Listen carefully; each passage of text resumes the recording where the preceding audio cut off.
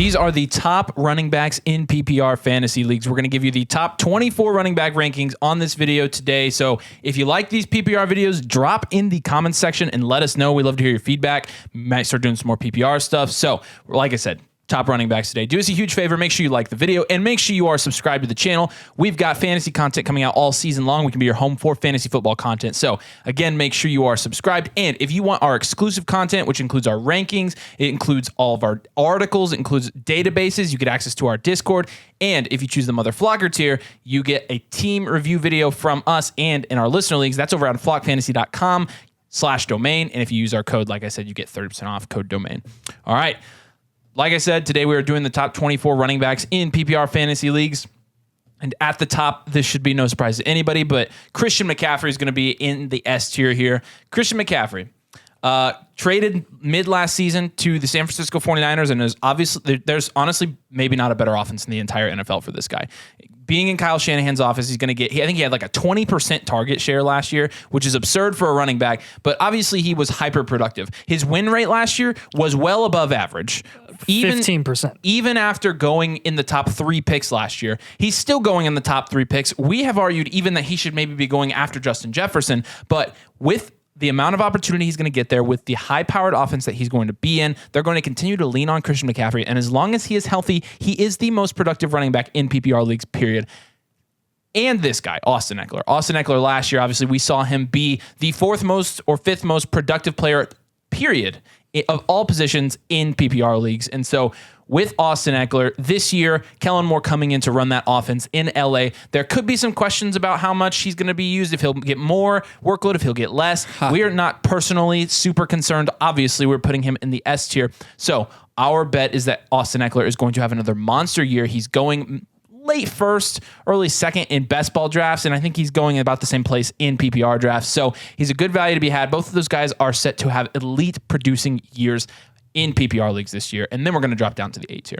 Yeah, so at the top of the A tier here, we're going to have Jonathan Taylor. We're not shorting him at all this season like a lot of people are. But in PPR, JT actually has some solid receiving upside. It's not elite level, but you can get by with it just fine. He's got elite level running ability, and he's debatably the best true running back in the NFL. This guy is going to be running RPOs with Anthony Richardson this season, and good luck trying to stop that. So I think there's going to be plenty of opportunity for JT to produce. He's not going to be the only weapon in that offense like he was last season. So not everyone on the defense is going to be expecting Jonathan Taylor to get the ball every single play. So that'll open up the field for him. Then right behind him is going to be Bijan Robinson, who I think could easily be at the top of this tier. I think he could easily, by the end of the season, pretty much solidify himself as an S tier running back for the foreseeable future as well. He's got what we would estimate to be an elite receiving skill set, and obviously an incredible running back as well, going 8th overall in this past year's NFL draft. So on an offense with Arthur Smith running the ball 500 plus times in a season, like there's dang near unlimited volume for Bijan Robinson to produce there. And then Saquon Barkley is going to go right behind these guys, right behind Bijan Robinson. He's the focal point in the Giants offense. He is the reason that they can be a legitimate threat in the playoffs this season, a legitimate threat to win their division. Yes, even though the Eagles are in that division, I think the Giants have an actual shot. And Saquon Barkley, look, if people are shorting him in your league because of him potentially sitting out the season, don't listen to it. Don't short him for it. You could even potentially get him at a discount, and it is absolutely worth it. The Giants can't afford to not pay him. They're not going to go this season without paying him, without giving him what he wants, because he's the only reason, maybe not the only reason, but I would say 60 to 70% of the reason why they're going to be very competitive this year. Nick Chubb, you could say Kareem Hunt's gone, and I think that bodes really well for him. He goes from producing as a high-end running back one last season with Kareem Hunt to now without Kareem Hunt. The sky's the limit for this guy. And Deshaun Watson coming back fully healthy, they're going to actually have a consistent passing game in Cleveland, which I think is going to bode well for Nick Chubb. Again, that just opens up the field for Nick Chubb to produce and be more efficient as a running back.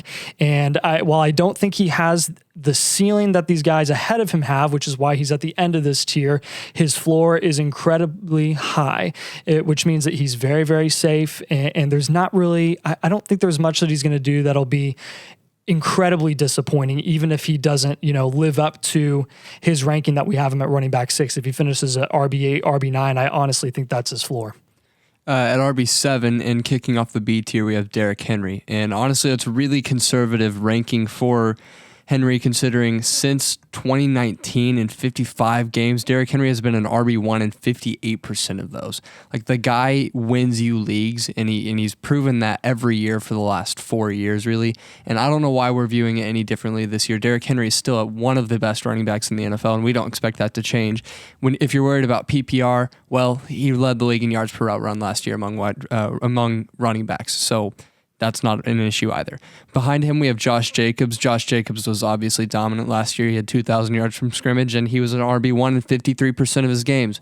Yes, Josh Jacobs did not, just like Saquon Barkley, he did not get a long-term deal done. But it wouldn't be advantageous for Jacobs to sit out on the franchise tag for this next year, and we're not flinching, we're not fading him at all. He's still going RB8, and we feel great about that considering how dominant he was last year. Behind him, we have Jahmyr Gibbs. Jahmyr Gibbs, obviously a rookie, someone that is going to bring a lot of question marks in, but you look at him playing behind the Lions offensive line, an offensive line that has proven to be very good in the run game. You see his incredible receiving statistics at Alabama, leading the team in receiving yards. And as a running back in a PPR format, we love that. The Lions used top 12 draft capital on him for a reason. They're not just going to not use the talent that is Jahmyr Gibbs.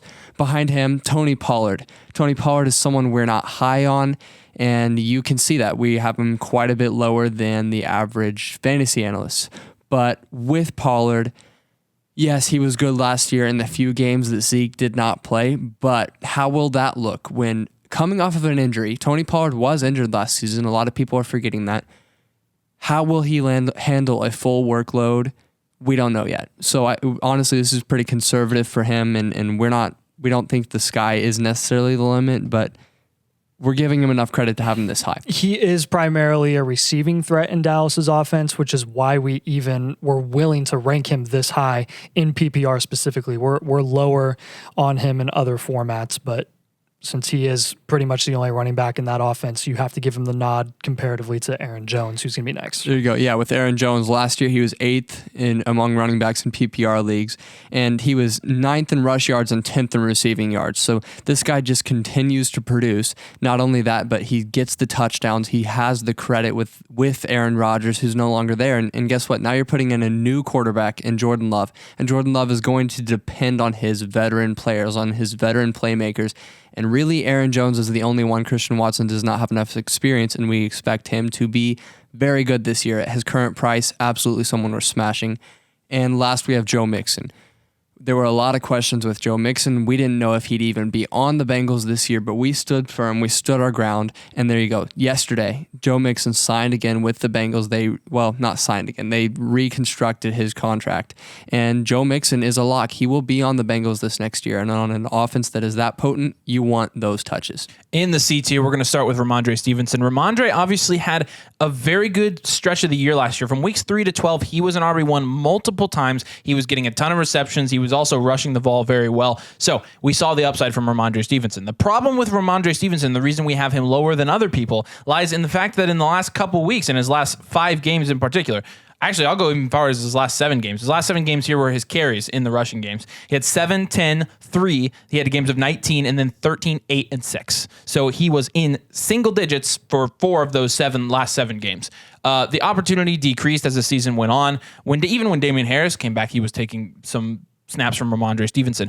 And I say that all to say that there really hasn't been in a long time a running back that has consistently produced in New England's offense and Bill Belichick's offense 2 years in a row. So the odds that we're going to see that from Ramondre Stevenson this year, I think are fairly low. I do think that they're going to give a fair amount of run to some of their other guys because it's the New England backfield, and they literally always do that. Last year, he caught enough passes to make it work for him. This year, he's obviously still going to be good. We have him ranked here pretty high, but a lot of people are giving him top 5 upside, and we are definitely not ready to pull that trigger. Najee Harris is somebody that we have ranked lower than this in PPR leagues, probably a little bit higher in best ball, because Najee Harris, if you look at what he was able to do last year, he was injured for part of the year, and that really did bring his efficiency, did bring his overall production and output down. However, towards the end of the year, Najee Harris did pick it back up. We saw a little bit more fantasy production from him, and this year we are absolutely expecting a bounce back year from Najee Harris. He could finish as high as the running back 6 or 7, in my opinion. He's got that upside. He's got that ceiling.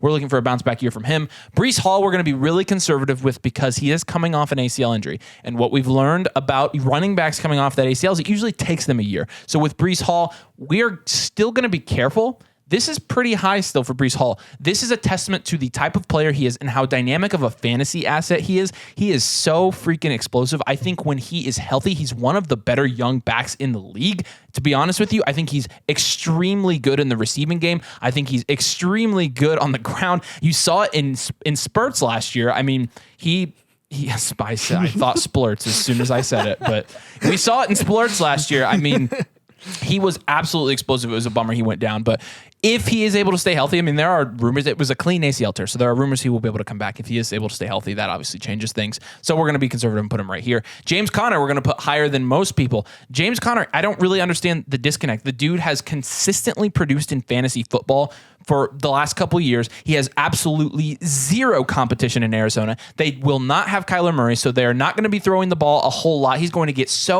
even if he was just a warm body getting touches, you'd be buying him. The fact of the matter is, though, he's produced from a fantasy aspect multiple times in a row now. Even last year, even though he was hurt for part of the year, when he came back at the end of the year last year, he was on freaking fire when Kyler Murray was out. Through his last 8 games, he did not finish outside the top 24 and averaged 19 points per game. Yeah. 19. Expect to see more of that from James Conner this year. PPR, and that was after he came back from injury, and by then Kyler got hurt towards the end of the season as well. He gets so many dump offs. Fire. He gets so many dump offs from those bench player quarterbacks. He has RB1 upside. He has low end RB1 upside for sure. And DeAndre Swift also does. The problem with DeAndre Swift is, number one, we've yet to see him stay healthy for really a full season, and also string together, a full season of games where he's getting enough snap share to actually make a difference, because he's one of the more efficient fantasy scorers per touch in the entire league at the running back position. However, we are going to rank him a little bit higher here in PPR because it is a points per reception league. DeAndre Swift, very good in the receiving game.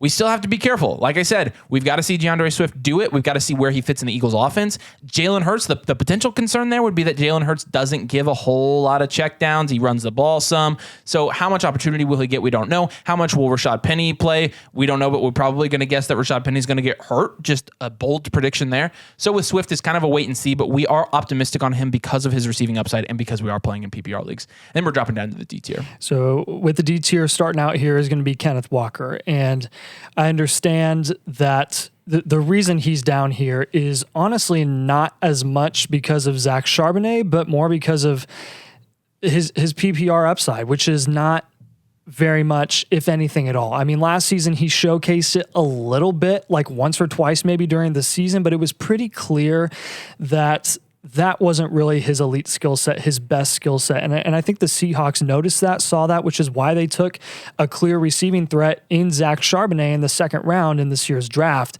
With Kenneth Walker, we estimate that both Walker and Charbonnet are going to be able to produce probably both at a running back 2 level. And I think Kenneth Walker may get the nod here because he'll get the majority of the carries. We're expecting him to get at least 15 carries per game. I don't think that's being bold. We did a huge statistical analysis breakdown on why we believe that's very, very possible for him. And the less snap share you give him, the more efficient he becomes with his, you could say, limited touches or decreased workload. So with Kenneth Walker, we're excited to see what he can do this year in a situation that honestly was unprecedented and unexpected, but I think he'll be fine. Then you got ETN up next, who we're not very high on either. I think the Doug Peterson committee backfield is real. Tank Bigsby proves that. With him, he was relatively efficient last season, but he only put up 12.1 points per game. And I think that's what you're going to be stuck with in the Jags offense, which is going to be passing heavy. ETN's probably going to be a mid to low end running back 2. I'm comfortable taking him there if you can get him back end of running back 2 ADP. Charbonnet's coming right after this guy. We think from a carries perspective, he's second to Kenneth Walker, but he's got that PPR upside. They drafted him to catch balls in the backfield from Geno Smith. Then Miles Sanders, who is the sole running back in Carolina. And yes, he has questions. Yes, he's not as talented as the guys going ahead of him, which is why we have him here towards the tail end of the D tier. That said, he's playing with a rookie quarterback. Plenty of upside there. J.K. Dobbins, tons of questions to answer. Can he actually stay healthy for an entire season? Can he fully recover from his really devastating ACL tear a couple years ago? When he came back last season and showed to be at least 80%, I guess, he was pretty dominant again. Now he's going into a new offense with a new offensive coordinator, and we think that he could showcase what we've been hoping to see from Dobbins for the last 2 years. Yeah, in the last tier to wrap up, we have starting with Rachaad White, someone in PPR leagues who honestly has a lot of upside. Last year, Rachaad White was 13th in targets and 19th in receiving yards among running backs. And when you look at Leonard Fournette in that same background being 4th in targets and 3rd in reception yards, you see that there's quite a lot of opening in that offense for Rachaad White to come in and take over.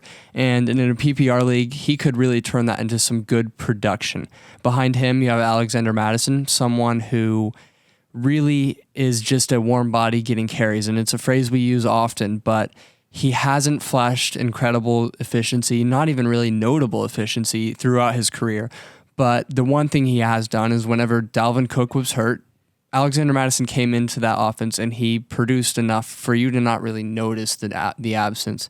And there's a possibility that he comes in, he fills that role and doesn't really miss a beat. But obviously it's reflected by our lower ranking of him here that we don't think that's very plausible.